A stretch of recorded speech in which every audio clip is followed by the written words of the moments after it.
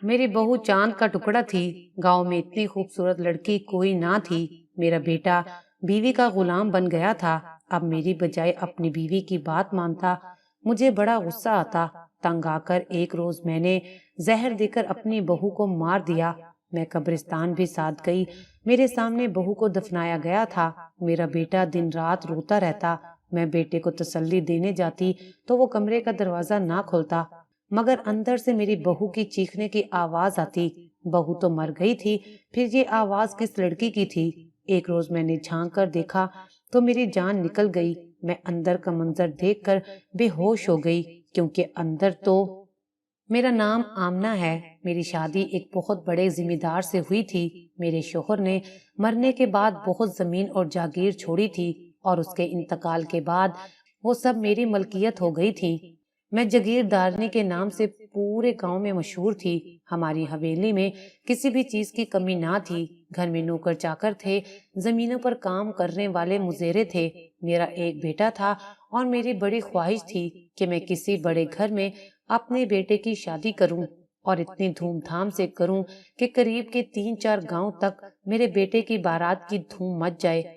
मैंने बहुत सी मासियों को अपने बेटे के लिए रिश्ता ढूंढने के काम पर लगा दिया था, और ताकीद की थी कि ऐसी लड़की तलाश करनी है जो बिल्कुल चांद का टुकड़ा हो। मैं खुद भी अपनी मर्जी के मुताबिक लड़की तलाश करने लगी। उन्हीं दिनों मुझे शक हुआ कि मेरा बेटा किसी लड़की के चक्कर में है, क्योंकि रात को उसके कमरे से बातें करने की आवाजें सुनाई देती थीं। वो सारी रात फोन पर लगा रहता था। मैं परेशान हो गई थी। कुछ ही दिनों के बाद मेरे बेटे ने मुझसे कहा कि वो एक लड़की को पसंद करता है। मैंने पूछा कौन है वो? तब उसने फरजाना का नाम लिया, जो हमारे एक मुजेरे की बेटी थी। ये सुनकर मैं चीख पड़ी कि तुम हमारे खानदान में बदनामी करवाना चाहते हो, मगर वो अपनी जिद पर कायम रहा।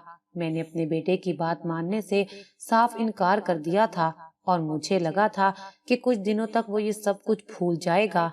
लेकिन एक दिन ऐसा वाकया हुआ कि मेरे होश उड़ गए।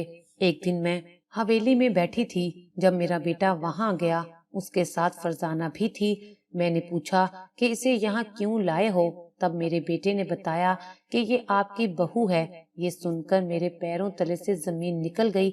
मेरे बेटे ने एक मुजेरे की बेटी से शादी कर ली थी। फरजाना बहुत खूबसूरत लड़की थी। पूरे गांव में इतनी खूबसूरत लड़की कोई ना थी, मगर मैं अपने जैसे किसी बड़े खानदान में अपने बेटे की शादी करना चाहती थी। आज मेरे सब ख्वाब टूट चुके थे। मेरी जिद की वजह से उनको अब कोर्ट मैरिज करना पड़ी थी। मैं उस शादी से खुश ना थी। मैं उनको घर से भी नहीं निकाल सकती थी, क्योंकि मेरे बेटे के सिवा कोई और सहारा मेरा नहीं था। मैंने अपने बेटे को कई बार अलग बुलाकर कहा कि बेटा, जब तुम्हारा दिल भर जाए तब फरजाना को तलाक दे देना, मगर मेरे बेटे ने मेरी एक ना मानी। लोगों ने भी खूब बातें बनाई थी कि इतनी बड़ी हवेली की बहू एक मुजेरे की बेटी है। मेरे रिश्तेदारों ने मेरे घर आना जाना छोड़ दिया था। मुझे अपनी बहू से अब नफरत होने लगी थी। मैं उसके साथ बहुत बुरा सलूक करती थी। बात बात पर उसे डांटती और उसे बातें सुनाती थी। लेकिन मेरी बहू ना सिर्फ ये सब कुछ बर्दाश्त करती थी, बल्कि मुझे खुश रखने की भी पूरी कोशिश करती थी। वो घर के सारे काम करती और मेरी नजरों में अपना मकाम बनाने की कोशिश करती, मगर मैं उसके कामों में से नुक्स निकाल ही लेती और बिला वजह उसको डांटती रहती। दूसरी जानिब मेरा बेटा तो बीवी का गुलाम ही हो गया था। उसकी इजाजत के बगैर वो कोई काम ना करता, और मेरी बजाय उसकी हर बात मानता।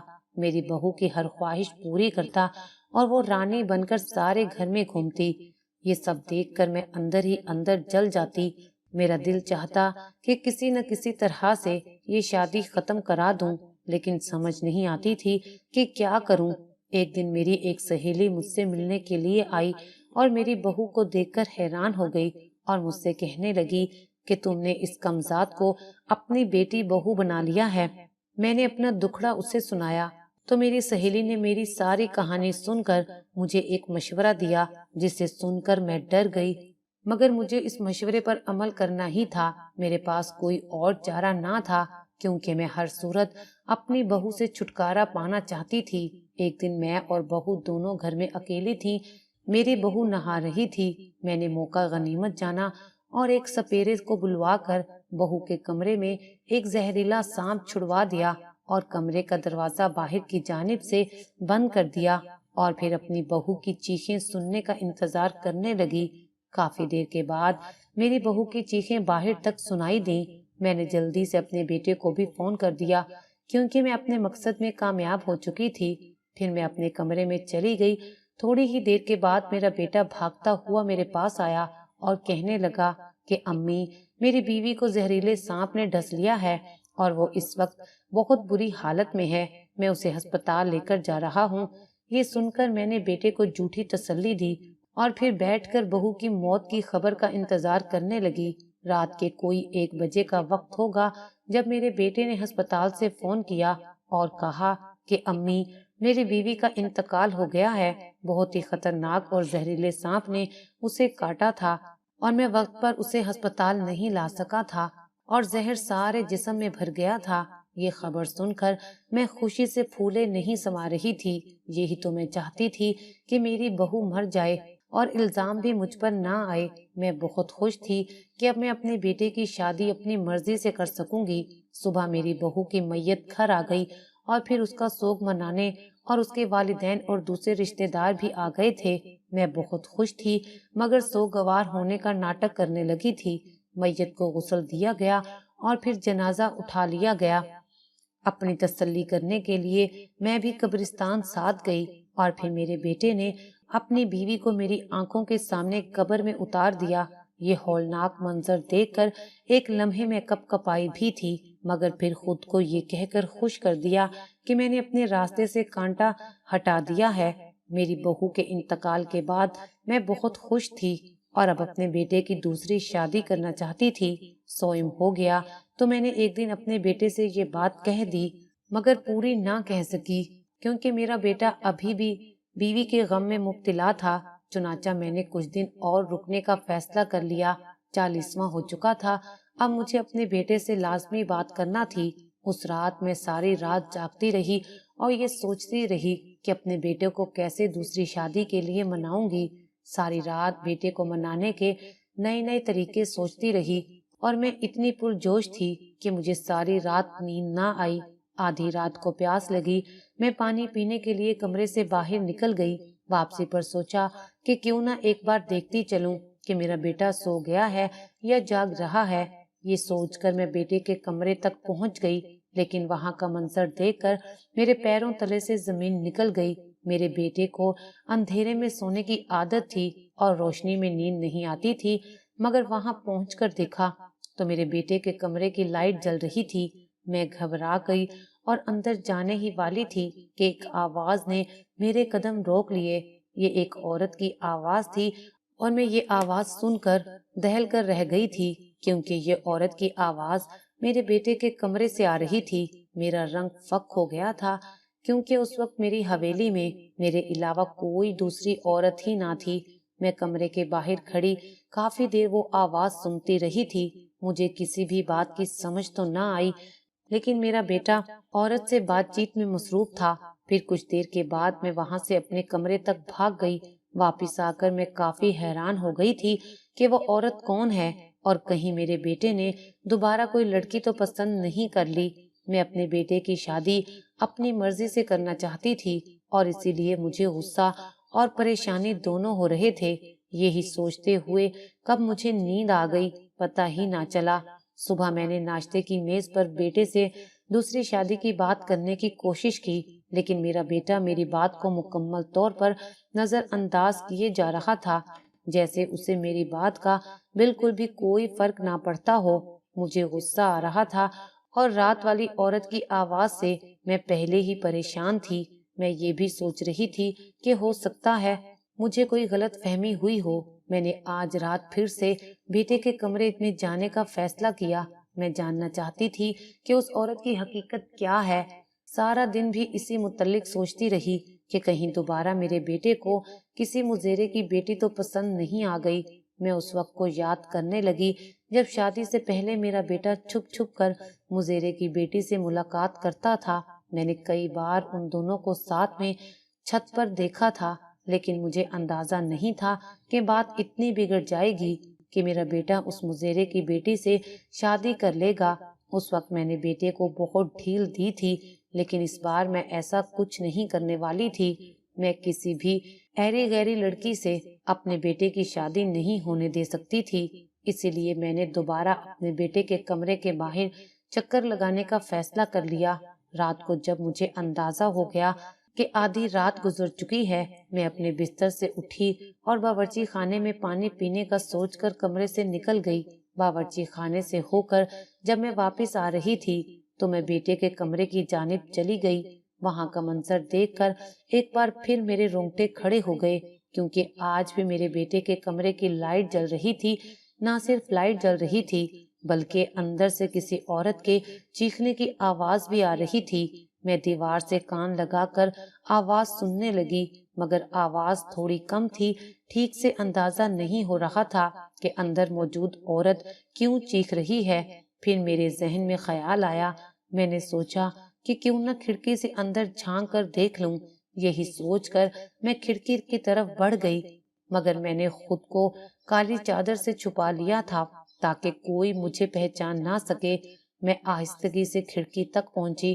کھڑکی کا تختہ کھول کر میں نے اندر دیکھنے کی کوشش کی، لیکن اندر کا منظر دیکھ کر میرے قدموں تلے سے زمین نکل گئی تھی۔ کمرے میں واقعی ایک عورت موجود تھی جو میرے بیٹے سے باتیں کر رہی تھی۔ اس لڑکی کی پیٹھ میری جانب تھی، اس لیے میں اس کا چہرہ نہ دیکھ سکی، اور اب چونکہ میں زیادہ دیر سے وہ آواز سن رہی تھی، مجھے وہ آواز تھوڑی جانی پہچانی سی لگنے لگی تھی۔ میں سوچنے لگی کہ آخر یہ آواز کس کی ہے، اور یہ آواز میں نے پہلے سنی ہوئی تھی۔ میں دماغ پر زور ڈال کر یہ جاننے کی کوشش کرنے لگی کہ یہ آواز آخر کس کی ہے۔ ایسا اگلے 3-4 روز تک چلتا رہا۔ میں روز اپنے بیٹے کے کمرے تک آتی اور یہ جاننے کی کوشش کرتی کہ وہ آواز والی عورت کون ہے، مگر ناکام واپس آ جاتی۔ مجھے لگتا کہ شاید یہ گاؤں کی ہی کسی لڑکی کی آواز ہے۔ ایک رات میں نے دیکھا کہ میرے بیٹے کے کمرے سے وہ اور ایک عورت نکلے تھے۔ لڑکی نے نقاب کیا ہوا تھا۔ وہ دونوں کمرے سے نکل کر چھت پر چلے گئے تھے۔ اب تو میری پریشانی مزید بڑھ گئی تھی۔ اگلے دن میں نے بیٹے سے کہا کہ اب تمہیں دوسری شادی کر لینی چاہیے۔ وہ کہنے لگا، ہاں ماں، میں بھی یہی سوچ رہا ہوں کہ اب دوسری شادی کر لوں، لیکن میں اب کی بار بھی اپنی پسند کی لڑکی سے شادی کروں گا، بلکہ میں نے تو ایک لڑکی پسند کر بھی لی ہے۔ بیٹے کی بات سن کر میں پریشان ہو گئی اور سوچنے لگی، وہ یقیناً اسی لڑکی کی بات کر رہا ہوگا جو اس کے کمرے میں آ جاتی ہے۔ میرا بیٹا اس دن جلدی میں تھا، بات مکمل ہوئے بغیر ہی چلا گیا، جبکہ میں اس سے یہی پوچھنا چاہ رہی تھی، رات کو تمہارے ساتھ کمرے میں کون سی لڑکی ہوتی ہے، مگر میں ہمت نہ کر پاتی۔ ایک دن میں اپنے بیٹے کے کمرے میں گئی تو وہاں کسی لڑکی کے کپڑے دیکھے، یعنی روز رات کو کوئی لڑکی یہاں آتی تھی۔ کئی دن میں جاگ کر پہرا دیتی رہی، مگر مجھے نیند آ جاتی تھی، اسی لیے میں اس لڑکی کو آتے دیکھ نہ سکتی تھی۔ مجھے ڈر لگتا تھا کہ کہیں میرے بیٹے نے دوسری شادی کر ہی نہ لی ہو۔ ایک دن میرے ذہن میں ایک منصوبہ آیا۔ میں نے خود اپنے بیٹے کے کمرے میں جا کر دیکھنے کا فیصلہ کر لیا کہ وہاں میرے بیٹے کے ساتھ موجود عورت کون ہے۔ میرا بیٹا سارا دن زمینوں پر ہوتا تھا اور شام ہوتے ہی گھر آ جاتا تھا۔ میں شام ہونے سے پہلے ہی اپنے بیٹے کے کمرے میں چلی گئی اور اندر جا کر ایک الماری کے پیچھے چھپ گئی۔ میں الماری میں چھپی اور پردہ آگے کر لیا اور اپنے بیٹے کا انتظار کرنے لگی۔ رات ہوئی تو میرا بیٹا کمرے میں آ گیا اور پھر ادھر ادھر ٹہلنے لگا۔ میں پردے کے پیچھے چھپی اس کی ہر حرکت کا جائزہ لے رہی تھی۔ تھوڑی دیر ٹہلنے کے بعد میرے بیٹے نے فرش سے قالین ہٹا دیا۔ یہ سب دیکھ کر مجھے عجیب سا احساس ہو رہا تھا کہ میرا بیٹا ایسا آخر کیوں کر رہا ہے، لیکن جب اس نے قالین فرش سے ہٹایا تو فرش کو دیکھ کر میں کانپ سی گئی تھی۔ وہاں فرش پر سیڑھیاں موجود تھیں جو نیچے کی جانب جا رہی تھیں۔ میں یہ سب دیکھ کر حیران رہ گئی تھی کہ میرے گھر میں یہ پر اسرار سیڑھیاں ہیں اور مجھے پتا ہی نہیں یہ سیڑھیاں آخر جاتی کہاں ہوں گی۔ میرے ذہن میں طرح طرح کے خیالات آنے لگے تھے۔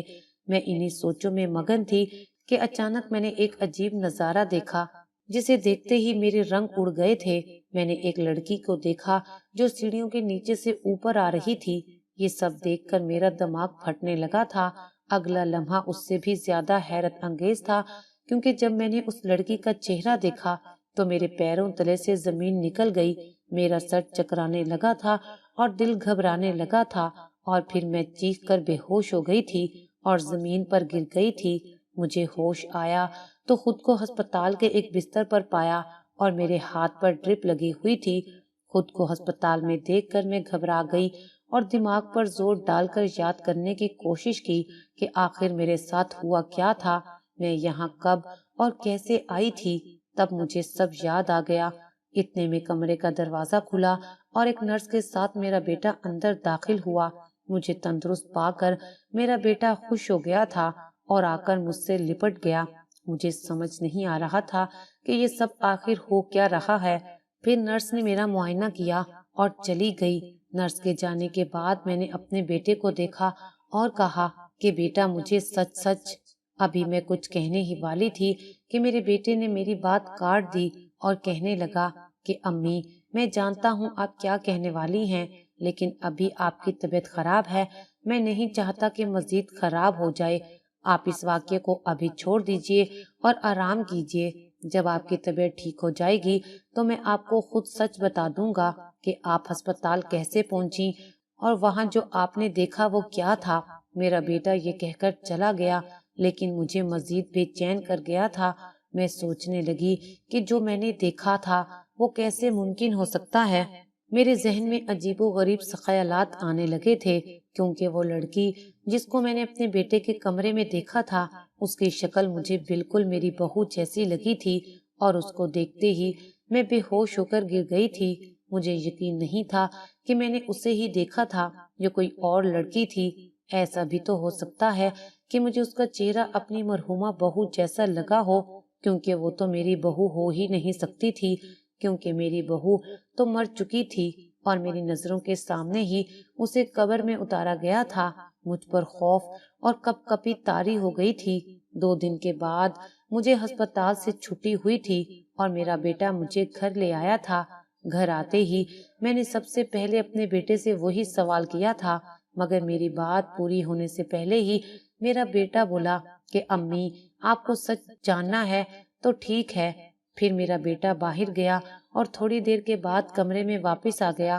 جب وہ واپس آیا تو اس کے ساتھ ایک لڑکی تھی جو کوئی اور نہیں بلکہ میری بہو تھی۔ اسے دیکھ کر میں ایک دم سے دہل سی گئی تھی۔ میں فوراً اٹھ کھڑی ہوئی۔ خوف میری آنکھوں میں واضح تھا، میرے جسم پر کپ کپی طاری ہو گئی تھی۔ مجھے اتنا خوف زدہ دیکھ کر میرے بیٹے نے مجھے کندھوں سے سہارا دیا اور سنبھالا اور بٹھایا۔ پھر مجھ سے مخاطب ہو کر کہنے لگا، امی، میں جانتا ہوں کہ آپ نے میری بیوی فرزانہ کی جان لینے کی کوشش کی تھی، مگر وہ مری نہیں تھی۔ یہ سب سن کر میں حیرت زدہ ہو گئی تھی۔ پھر میری بہو اور بیٹے نے مل کر مجھے ساری داستان سنائی۔